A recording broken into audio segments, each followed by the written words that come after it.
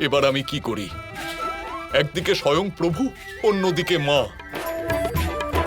যদি এইভাবেই চলে যাই তাহলে মা আমাকে দেখে ফেলবেন। আরে এবার আমি কি করি? কিন্তু এত দূর এসে প্রভুর দেখা না পেয়েই চলে যাব, এটা কিছুতেই হতে পারে না। হনুমান, প্রভু, আমি আসছি। না, মা দেখে ফেলবেন। এবার আমি কি করি? ইস, আমি কি করে এটা বারবার ভুলে যাই?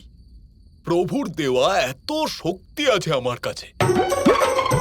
যদি সেই সব শক্তি প্রভুকে দর্শন করতে এসেই কাজে না লাগে, তাহলে কি আর লাভ হলো?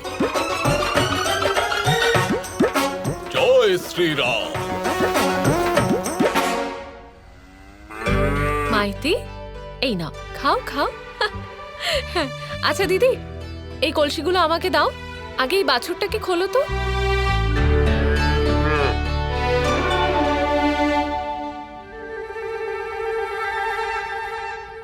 দুই মা তো এখানেই আছেন, আমি এখান থেকেই আশীর্বাদ নিয়ে নিই।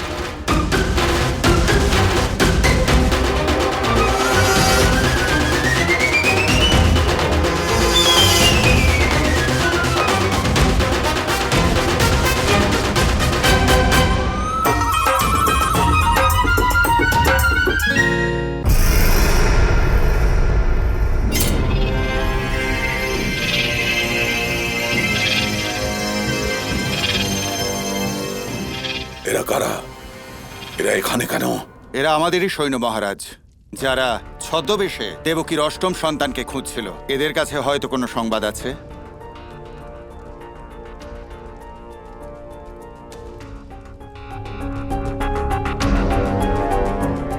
ভয় পেও না, বলো কি ব্যাপার? আপনাকে দেখে তো সেনাপতি বলে মনে হচ্ছে। দেখে মনে হচ্ছে না, সত্যই আমি সেনাপতি।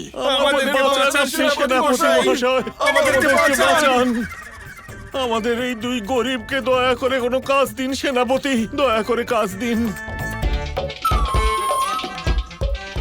শুনেছি এখানকার মহারাজকে নাকি সবাই ভয় পায়, কিন্তু কেউ নাকি ওনাকে সম্মান করে না। আপনি তো নিশ্চয়ই জানবেন। এই ওই বড় বিশাল গোফওয়ালা গোফওয়ালা রাক্ষসের মতো দেখতে লোকটা কে? অক্রূর, এর আগে আমি সত্যি রাক্ষস রূপ ধারণ করে এদের রক্ত পান করে নিয়ে এদের আমার চোখের সামনে থেকে দূর করে দাও। ঠিক যেমনটি ব্যাপারে শুনেছিলাম, যেমনটা এনার শুনেছিলাম, বিষয়গুলো ইনি তো ঠিক ঠিক তেমনই। তেমনই। নিয়ে যাও ওদের এখান থেকে। মহারাজ, মনে হচ্ছে এদের স্মৃতি কেউ নষ্ট করে দিয়েছে। এরা তো আপনাকেও চিনতে পারছে না।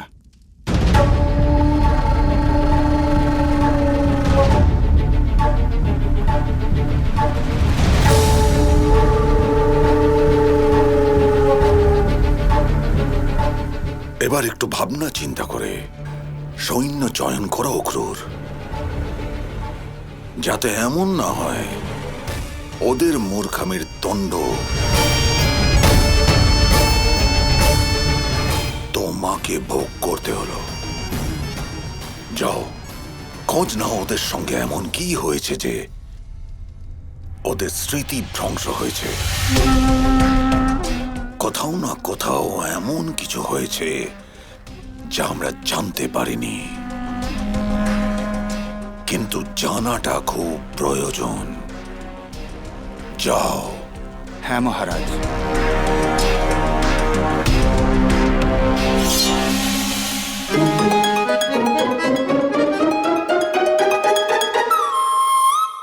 এ কি? হনুমানের নিজের তীর ওনার উপরে এসে পড়লো। মায়ের কলসির মধ্যে আটকে পড়েছে। এবার হনুমান কি করবে?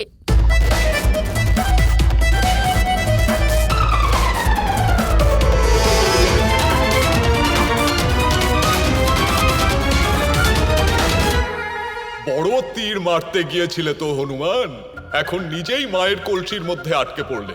নিজের আকার বড় করে এই কলসি ভেঙে আমি বেরিয়ে আসতে পারি, কিন্তু তাহলে মায়ের নজরে পড়ে যাব। এবার কি করি? প্রভুর সাথে দেখা না করে তো আমি এখান থেকে যাব না। বাহ প্রভু, আপনি কি দারুণ বুদ্ধি দিলেন।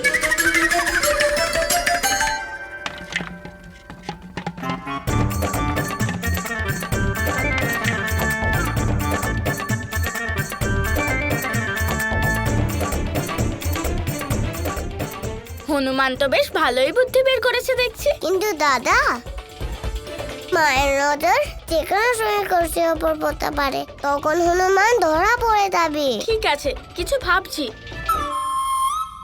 সবকিছু আমাকেই করতে হয়।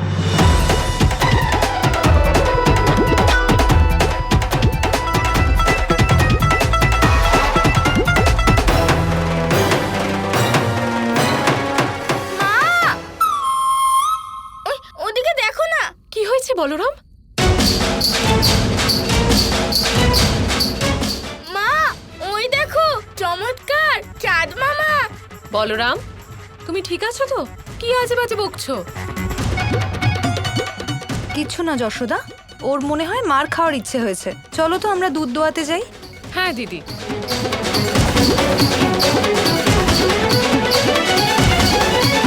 মা, দেখো কলসি।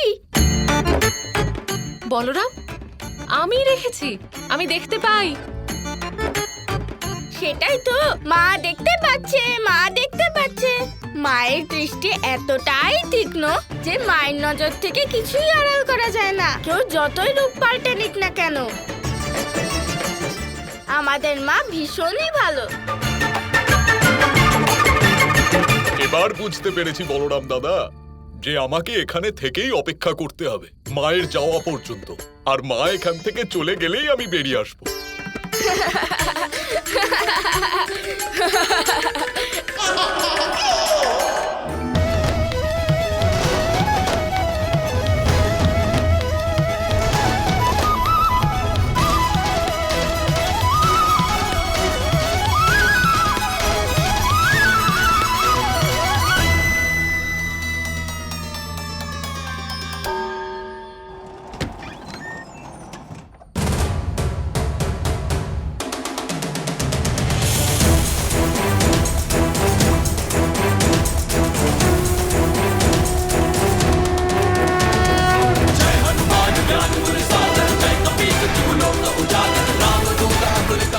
জয় শ্রীরাম।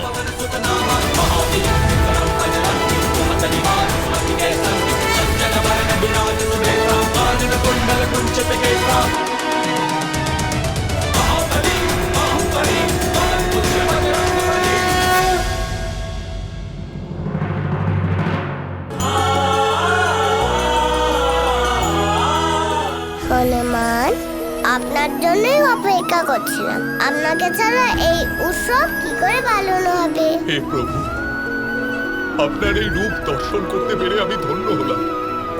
আমি ধন্য হয়ে গেলাম প্রভু।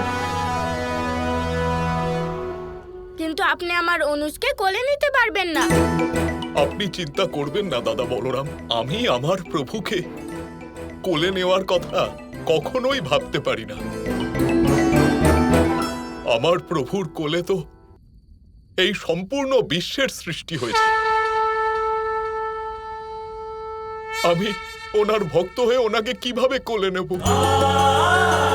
আমি তো ওনার অনন্য ভক্ত, আর সেই জন্যই আমার স্থান সর্বদা ওনার চরণে। पवन तनया प्रभु द्वार पधारे, भावुक से प्रभु भक्त निहारे।